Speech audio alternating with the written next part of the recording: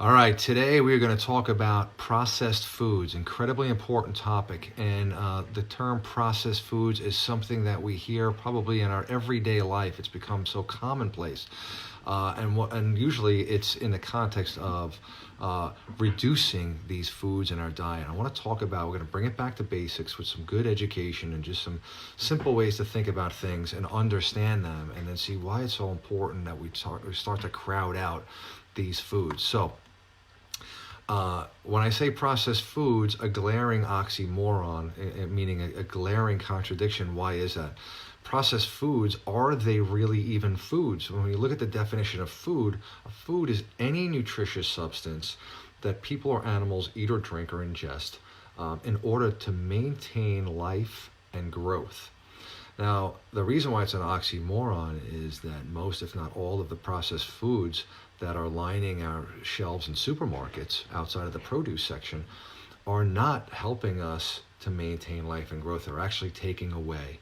And that is an important distinction. Is it really even food? Because it doesn't fit the definition of food. And when we look at the definition of nutrition, nutrition is the process of providing and obtaining food necessary for this health and growth. And these foods are not doing that. The reality is, when we look at chronic disease in this country, these processed foods and the extent and the types of diseases that we're talking about, whether it's Alzheimer's, autism, the obesity rate, these chronic diseases, rheumatoid arthritis and whatnot, they have skyrocketed over the past several decades, in almost in lockstep with the extent of processed foods that we're eating as Americans. That correlation is not a coincidence. So the more we understand what processed foods are, what they're doing to the body, that education can give us a good foundation to make our own choices as to what we want to do with our diets, but at least be knowledgeable about what's entering our system. So that's why it's so important. We constantly mention the level of chronic disease. 6 out of 10 American adults are experiencing and suffering from at least one chronic disease, and 40% more than one. And we've got to look at the diet. So let's dive in a little bit. Let's bring it back to basics. For a lot of times we these terms that we hear so frequently, it just helps to get a good basic definition of what we mean when we say processed foods. It's basically what was originally it could be a whole food that's been stripped of its water, its nutrient, its fiber, its minerals, its enzymes, antioxidants. They've been stripped out of their healthy oils and other natural ingredients in the food. It's also foods that are just actually man-made, biologically or biochemically engineered. Genetically modified foods, which we're going to spend a lot of time on because we hear a lot about GMOs, and it's very important to understand exactly what that means, and we will touch on that. Anything that's altered, refined, like the grains and the flours, they're bleached, they're enriched in some way, hydrogenated. You hear hydrogenated fats and oils, incredibly damaging to the body. That's a few forms of processed foods. In addition, you have pasteurization. That's in particular with milk. Anything pasteurized has been heated to kill bacteria. And that also kills any nutrients more often than not, and enzymes and powerful components of the food that our bodies need. Anything that's canned, smoked, usually they're smoked to retain flavor. Things that are from concentrate are processed. The water has been removed and it's been reduced to some kind of powder or whatnot. Water is added to it later to bring it back to some kind of ingestible form. That's processed.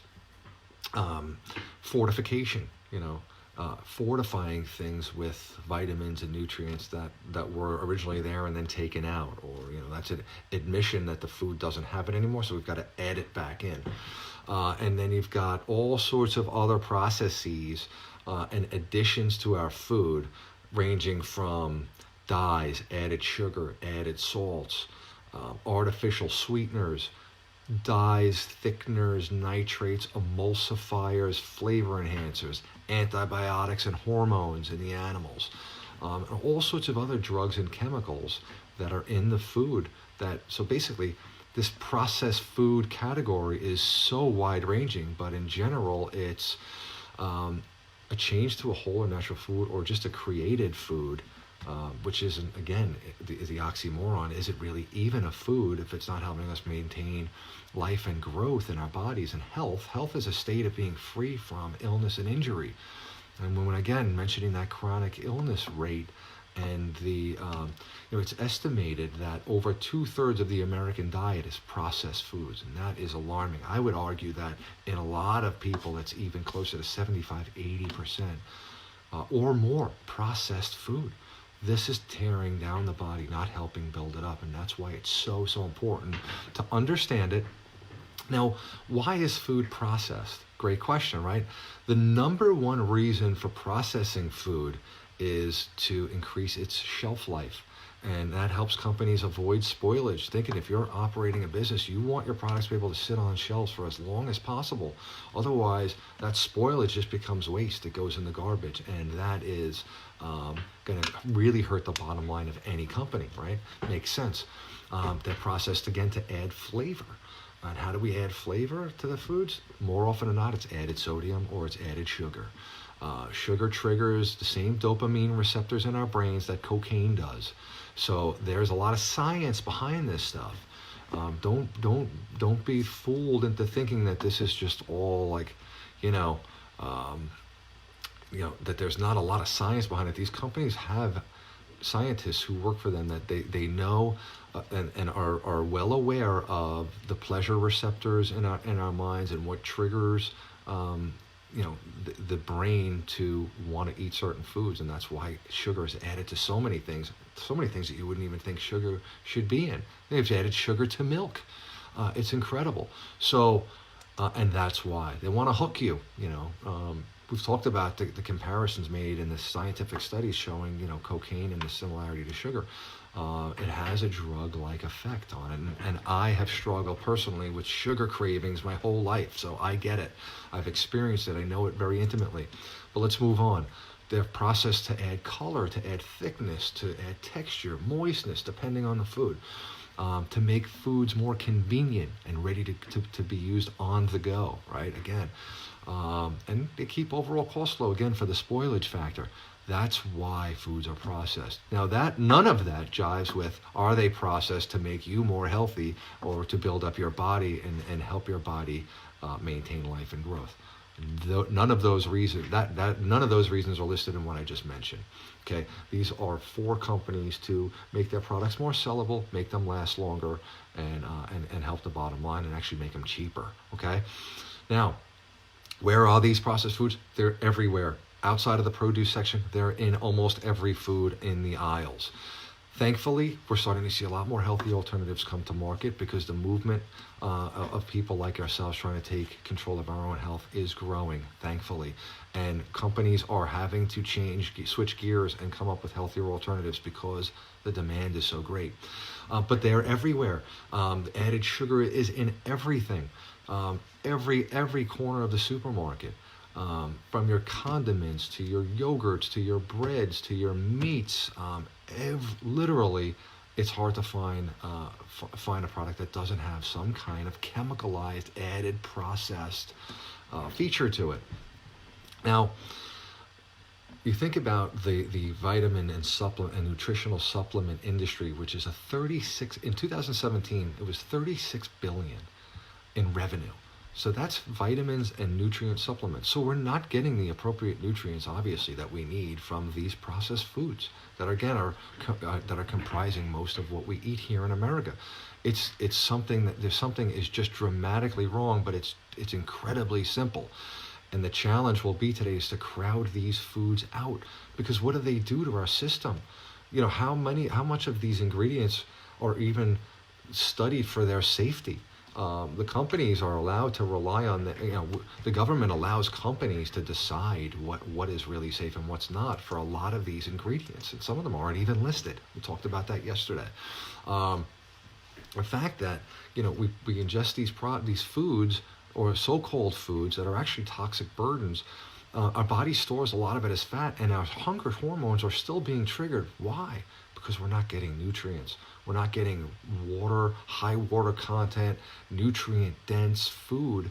So the body still needs these nutrients, and it's triggering the hunger hormones, and all that other crap that we're eating is being stored as fat. And that's why we have such an obesity problem.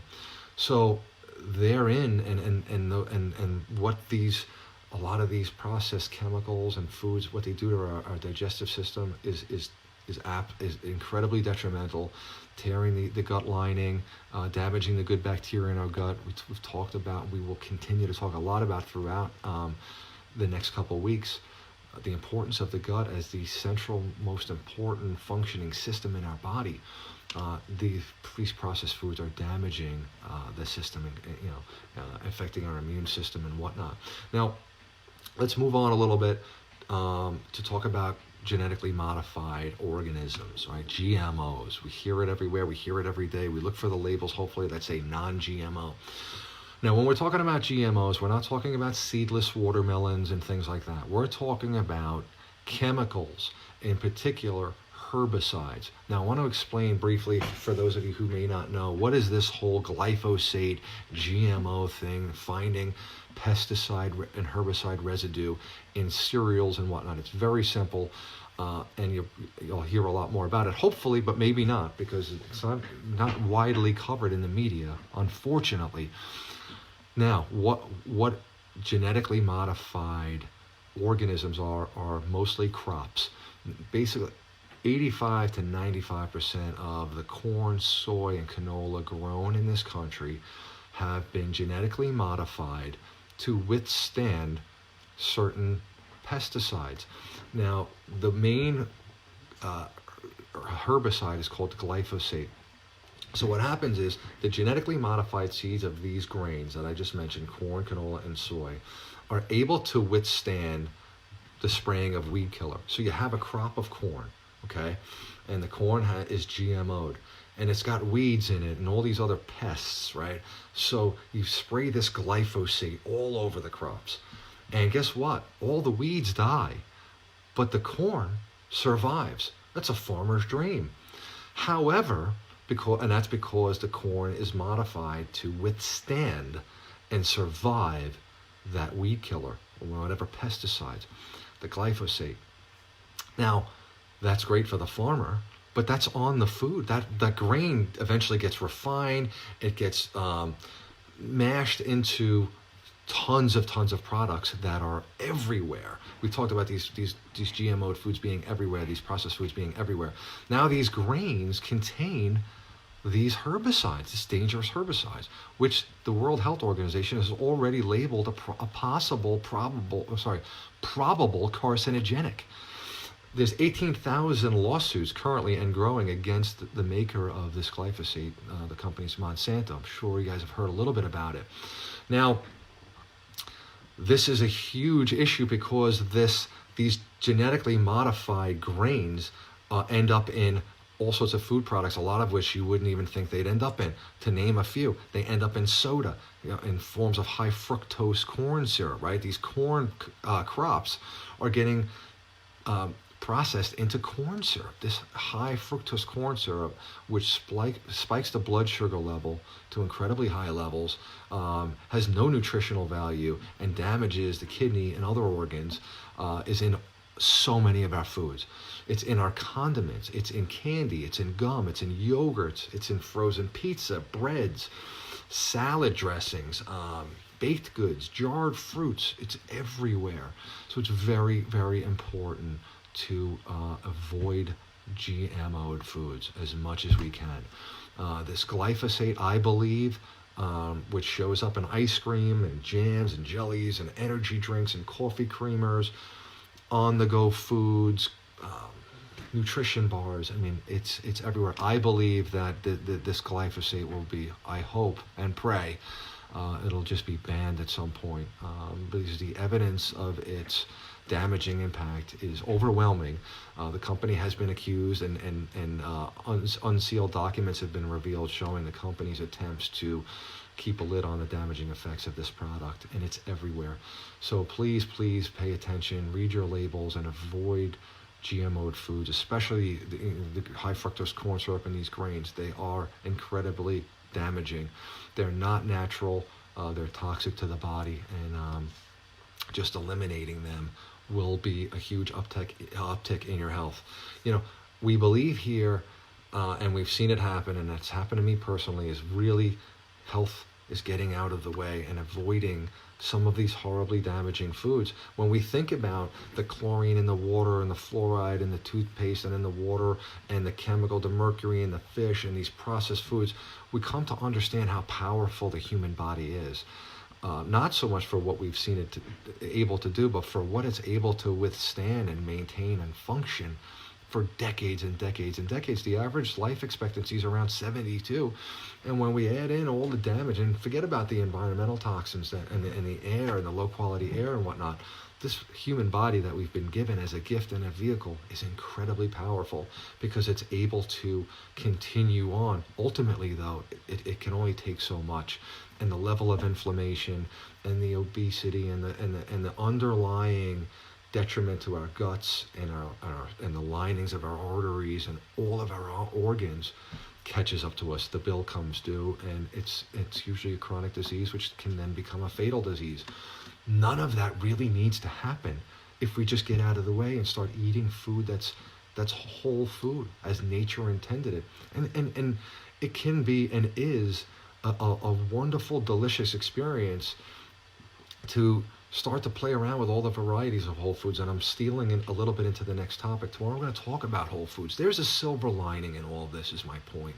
A lot of times when we talk about these topics, it seems that the odds are just stacked so high against us. Where can we find healthy foods? What do we do? How do the confusion and sometimes it can just be downright discouraging. But it doesn't have to be that way. I want to end this on a positive note because I can go on and on about this topic. It's a hugely important one. But there's a silver lining, and we're going to talk more about that tomorrow. Crowding out challenge is to use the label reading skills that we've talked about and looking at the labels first and foremost. Is this food GMO'd? What's in it? Is there fiber in it? Is there water in it? Is it high in nutrients? Is most of my diet coming from the produce section rather than the other aisles? How can I migrate towards eating those types of foods? Or looking for the healthy grains, the quinoas, the brown rices, and the organic grains made with integrity and quality. How can I add more of that in, and using fruits and vegetables and seeds and nuts and combinations to really get excited about what I'm eating and knowing that the food is live. It hasn't been processed. It doesn't need incredible labeling. It's a wonderful experience, and it'll build our bodies right back up. Because remember, what I just mentioned about the body's ability to withstand all of this toxic overload that it's getting from so many ways. Once we eliminate that, guess what? That energy in fighting and trying to eliminate those toxins goes right to healing and growing and fixing and repairing and strengthening. That happens without us doing a thing other than just getting out of the way. Our body does lots of things. It sends signals to brains. It creates memories. It grows hair. It grows, fingernails and bones and muscle. And our hearts beat. And these processes and enzymes and hormones work together in our bodies. Millions of things are going on at once. And guess what? We don't have to do anything conscious about that happening. All we really need to do is give our bodies the food it needs. And then we can go and enjoy ourselves. And that's what we need to do. Unfortunately, we haven't been doing that. And we're not doing that collectively. But we can stop that at any time and taking control of our own health. We don't need to rely on any of these pharmaceutical companies, these corporations, these doctors. We don't need them. We may need them for some diagnosis or to help us to figure out where we're at right now and benchmark where we are so that we can start our improvement and measure our improvement. But letting the body take care of itself is the most powerful thing we can do. We need to give our bodies more credit. So it's simple. It may not be easy because we've all have had favorite processed foods that we've come to be addicted to crave, to want. I'll never let this go. I'll never let my cheese go, or I'll never let we hear it all the time. We see it all the time. Get it. We just want to start shifting the percentage of what's processed and nutrient deficient and chemicalized as far away from that to the more whole foods, nutrient dense, fiber dense, water dense, healthy, colorful, wonderful live food. The more we do that, it is that simple. And we can do it in steps. It can be, your challenge could be, and you make it, I'm going to look for a healthier pasta. I'm going to look into some of these lentil pastas or brown rice pastas. I love my pasta. Okay, fine, that's great. Look for something healthier. You know how to read the labels now. You know what to look for. Organic, non-GMO. And just start to crowd out some of the things that are common in your diet with healthier alternatives. The sugary snacks. Nothing's more tasty and delicious than in-season fruits and vegetables. Just getting into the habit. Try it. Cleaning that body from the inside out. We can reverse the damage we've done. If we're not yet suffering from a chronic disease, we don't have to. If we are, then we can certainly start to alleviate the impact of it, and in many cases eliminate the chronic disease just by changing our diets. And how much we want to do that and how much success we want to see is up to us. The more we do what I'm talking about, is switching to the healthy foods, live foods, the better we're going to feel, the more quickly and the more results we're going to get. It's up to us. So I hope that was educational and helpful and ultimately positive, because I know it can be very discouraging when we think of all the things out there. Oh my God, I can't drink the water, I can't eat the food. No, it's out there. We just need to be thinking about it, and we just need to be taking action steps towards making changes in our diet. And we can do it. The benefits are immediate. The benefits are powerful, because your body is powerful. So that's today's topic, guys. Do the best you can, and just being more aware of what we're eating and what it is. Is it food or is it not? Because if it ain't food, it's not good for us. It's either building us up or it's tearing us down. If it's made by men in white coats, then we're going to end up being treated by people in white coats. And that's my cheesy saying to end this segment. Catch you guys tomorrow.